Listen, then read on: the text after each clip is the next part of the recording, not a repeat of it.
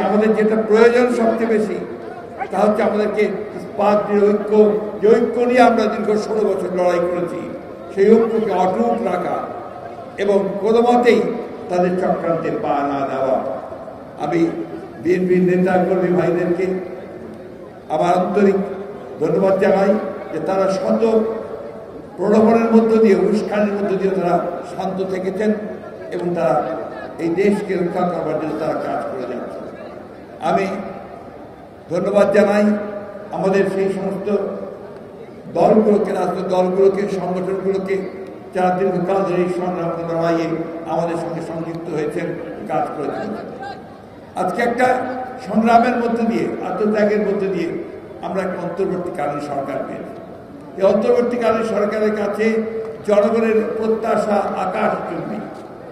জনগণ মনে করে যে এই প্রত্যাশা করে যে এই সরকার তাদের এমন একটা গণতান্ত্রিক ব্যবস্থা, একটা লেভেল প্লেইং ফিল্ড তৈরি করে দেবে, গণতন্ত্রের প্রতিষ্ঠানগুলোকে আবার তারা সংস্কার করে এমন একটি জায়গায় আনবে যেখানে সত্যিকার অর্থেই একটা অর্থবহ নির্বাচনের মধ্য দিয়ে, নিরপেক্ষ নির্বাচনের মধ্য দিয়ে আমরা একটা গণতান্ত্রিক রাষ্ট্র, গণতান্ত্রিক সমাজ প্রতিষ্ঠা করতে পারি।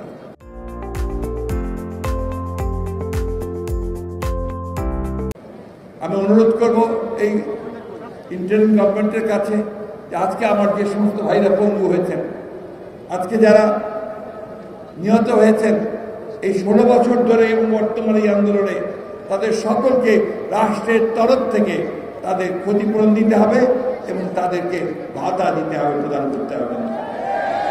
এটা অত্যন্ত জরুরি ব্যাপার।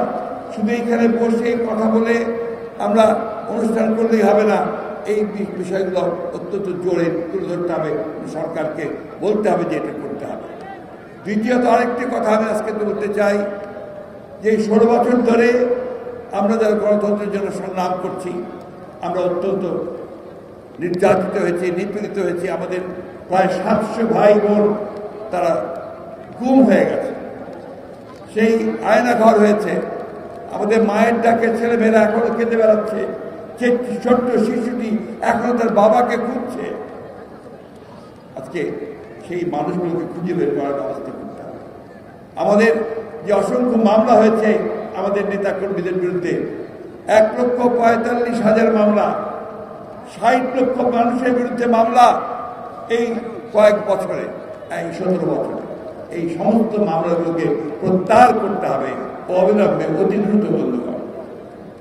আমরা আজকের আন্তর্জাতিক দিবসে এই অঙ্গীকার জাতির সামনে করতে চাই যে আমরা বাংলাদেশকে সত্যিকার অর্থেই একটা গণতান্ত্রিক রাষ্ট্রে প্রতিষ্ঠিত করবার জন্য, সমস্ত প্রতিষ্ঠানগুলোকে শক্তিশালী করবার জন্য